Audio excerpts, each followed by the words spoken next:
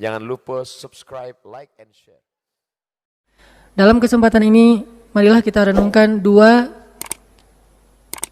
tugas yang diberikan oleh Allah Subhanahu wa taala kepada rijal, kepada para suami, kepada para lelaki. Sehingga suami-suami ini adalah suami yang diridhoi oleh Allah Subhanahu wa taala. Yang pertama, laki-laki kata Allah punya tugas di rumah tangganya sebagai qawwam. Qawwam itu artinya penegak. Dialah yang menegakkan syariat atau agama Allah Subhanahu wa taala di dalam rumah tangganya. Dan itulah sebabnya Allah Subhanahu wa taala menjadikan laki-laki sebagai pemimpin bagi perempuan. Karena dia diberikan kelebihan yang tidak diberikan kepada perempuan secara ideal.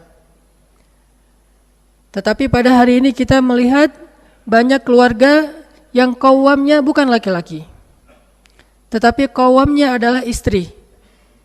Justru yang menjadi ganjelan di dalam menegakkan syariat Allah di rumah tangganya terkadang justru suaminya, yang harusnya dia menjadi penegak agama Allah di rumah tangga. Banyak cerita ketika seorang istri mau berhijab terhalang oleh suaminya. Ketika istri mau bersedekah terhalang oleh suaminya. Ketika istri ingin membangun rumah tangga yang harmonis, yang anaknya semuanya mengaji belajar Al-Quran, terhalang oleh suaminya. Dan banyak lagi keluhan dan curhat dari perempuan-perempuan yang ingin menegakkan agama Allah tetapi terhalang oleh suaminya karena suaminya tidak terlalu faham tentang kewajibannya yang disebutkan di dalam Al-Quran. Bahkan seringkali para suami membenturkan antara dua hal yang baik, yang kadang-kadang hanya mengambil satu hadis dan mengabaikan banyak hadis yang lain. Padahal secara fikih tidak boleh kita menyimpulkan suatu hukum fikih hanya berlandaskan kepada satu hadis saja. Di antara yang sering dibenturkan misalnya bahwa tidak boleh seorang istri keluar rumah bahkan sampai menjenguk orang tuanya yang sakit tanpa seizin dari suami.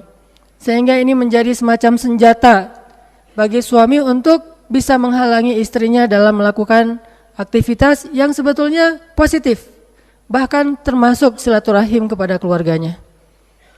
Saya pernah mendapatkan curhat dari seorang perempuan, bagaimana dia tidak bisa menjenguk ibunya yang sakit di luar kota, hanya gara-gara suaminya tidak redho dia keluar dari rumahnya dengan dalil yang disebutkan tadi. Ini seolah-olah kita sering menggunakan hadis hanya dalam hal-hal yang mungkin sesuai dengan harapan dan tujuan kita. Tetapi kita lupa bahwa ada urusan lain yang lebih penting dari sekedar menggunakan hadis itu, yaitu bagaimana kita bisa menegakkan agama Allah Subhanahu wa taala di dalam rumah tangga kita. Makanya kita belajar bersama-sama. Saya termasuk semua kaum muslimin yang menjadi seorang suami atau ayah di rumahnya. Mari kita belajar bagaimana cara kita memimpin rumah tangga kita sebagai seorang fungsionaris dakwah, fungsionaris risalah yang menegakkan agama Allah Subhanahu wa taala. Bukan hanya sebagai struktur atau label bahwa kita adalah qawwam atas perempuan, kita adalah pemimpin bagi perempuan, itu hanyalah jabatan. Tetapi kalau kita memaknainya sebagai fungsi, bahwa qawwam itu bukan hanya sebuah label, sebuah slogan, sebuah simbol, tetapi qawwam itu adalah sebuah tugas dan amanah, bahwa kitalah yang berkewajiban menegakkan agama di rumah kita. Berapa banyak laki-laki yang membangunkan istrinya untuk sholat subuh, apalagi sholat witir dan tahajud. Saya kira untuk realitas di zaman kita sekarang, lebih banyak perempuan yang membangunkan suami dan anak-anaknya untuk sholat subuh daripada laki-laki yang membangunkan istrinya untuk sholat subuh. Padahal kalau kita membaca sirah Nabi SAW, Nabi selalu melaksanakan sholat tahajud dan biasanya di akhir Nabi membangunkan Aisyah untuk melaksanakan sholat witir bersama. Artinya Nabi yang qawwam terhadap istrinya.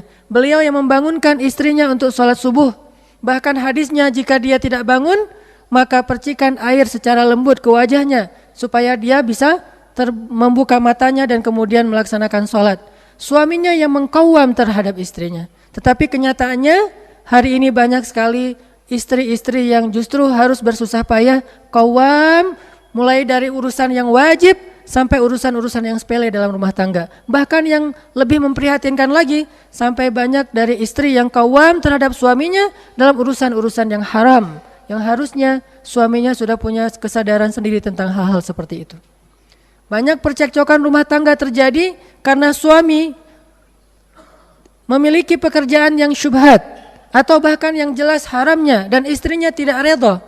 Lalu terjadilah percekcokan segala macam di antara suami dan istri. Harusnya suami dari awal sudah memahami bahwa ini sesuatu yang tidak dibolehkan dalam agama. Dialah yang harusnya mengajarkan istri tentang rezeki yang halal, bukan justru istrinya yang mengajarkan suami bahwa apa yang dia lakukan selama ini itu haram atau syubhat.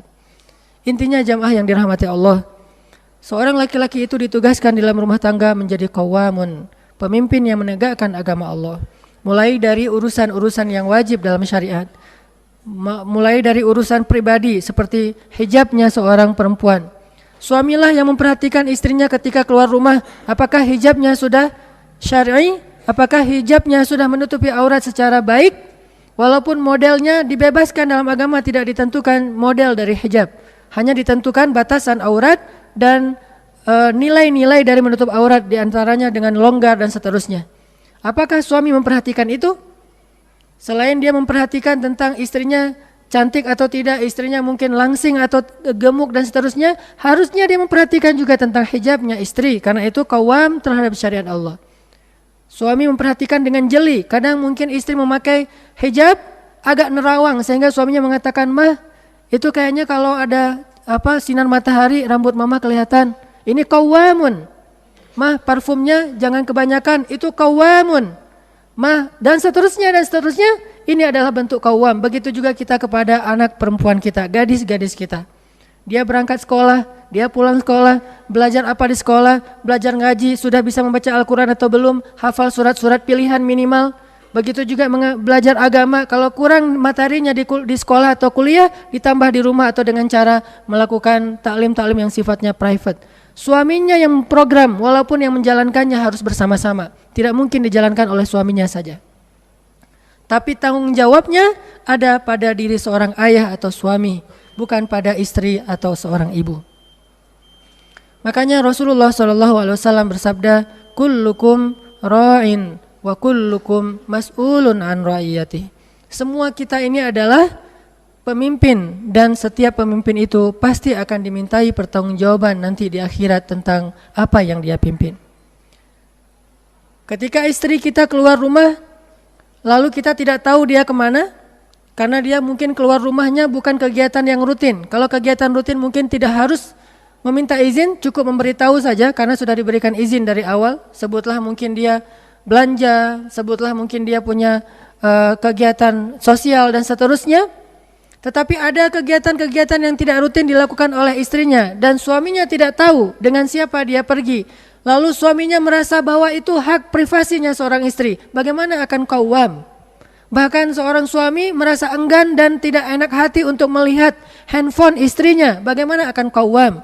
Kalau dulu mungkin perempuan keluar dari rumahnya adalah dengan melangkahkan kakinya, hari ini dia tidak perlu melangkahkan kakinya untuk keluar dari rumah.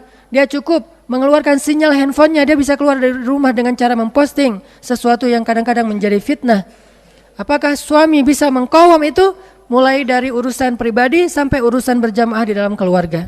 Inilah tugas suami yang pertama yang Allah katakan, ar-rijalu qawwamuna 'alan nisa.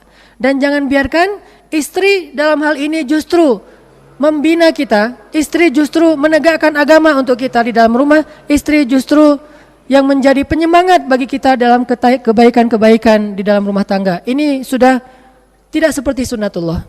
Makanya Nabi bersabda dalam hadis Bukhari, tidak akan beruntung suatu kaum yang dipimpin oleh perempuan. Tidak akan beruntung suatu kaum yang dipimpin oleh perempuan. Kadang pemimpinnya secara simbolik adalah laki-laki, tetapi secara fungsi adalah perempuan. Maka tidak akan beruntung suatu kaum, dan kaum di sini bisa jadi keluarga. Tidak akan mendapatkan rahmat, tidak akan berkah, dan tidak ideal keluarga yang justru secara fungsi dipimpin oleh istri atau oleh seorang ibu, bukan oleh seorang ayah dan suami.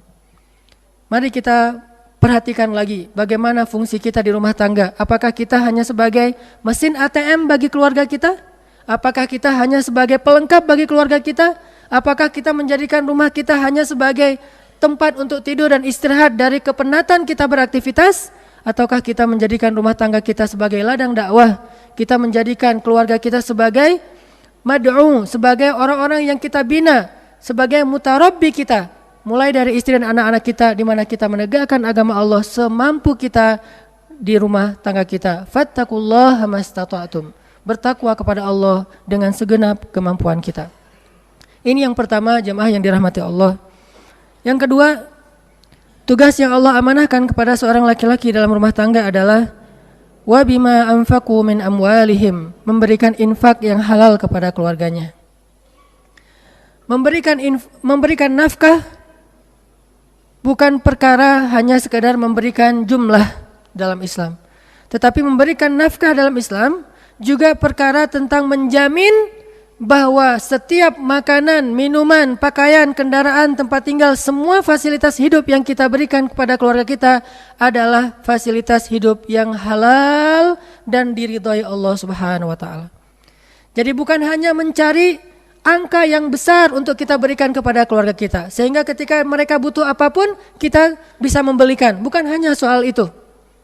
Kadangkala ketika harus memilih, walaupun tidak selalu harus memilih, kadangkala ketika harus memilih antara besar atau berkah, maka seorang suami yang tadi qawwamun tidak ragu untuk memilih lebih mencari berkah daripada jumlah yang besar.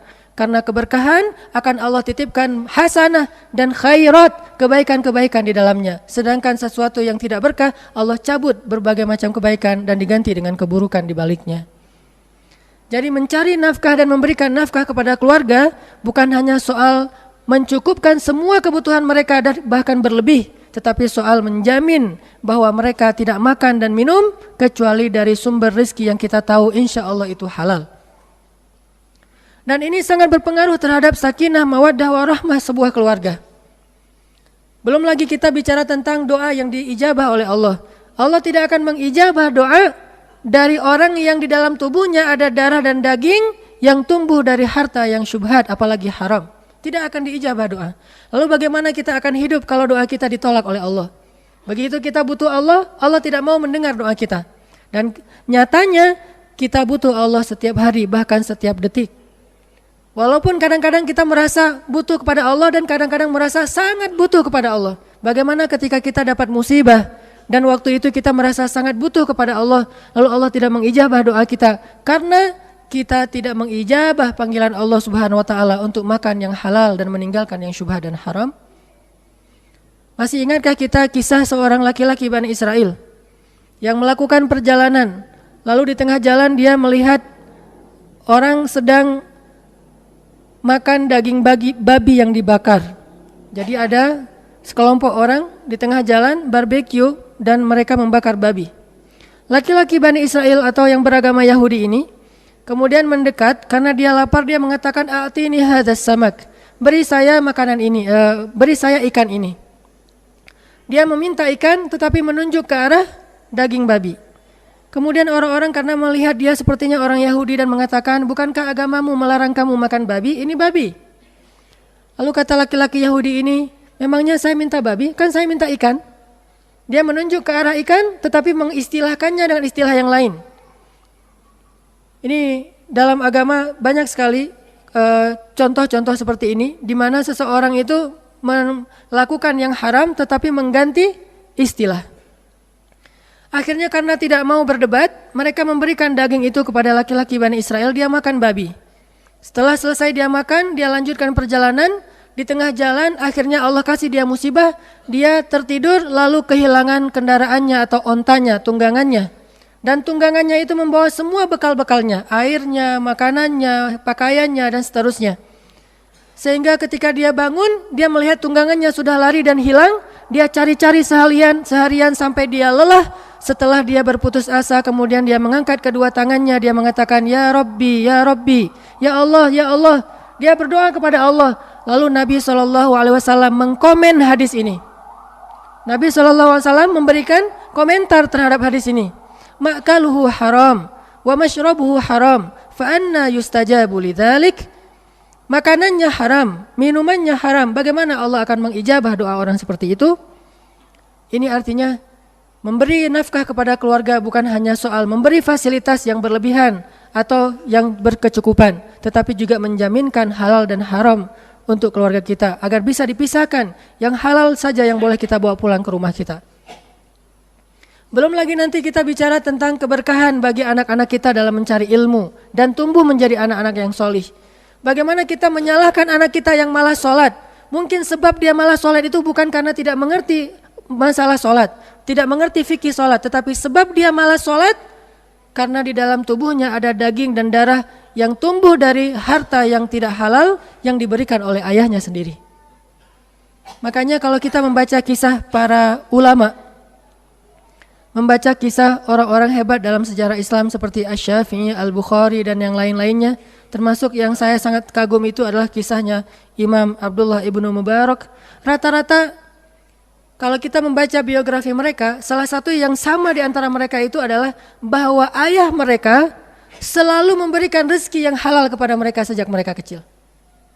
Itu sama di antara semua para imam atau para ulama-ulama besar sepanjang Islam. Sepanjang sejarah Islam. Selalu demikian.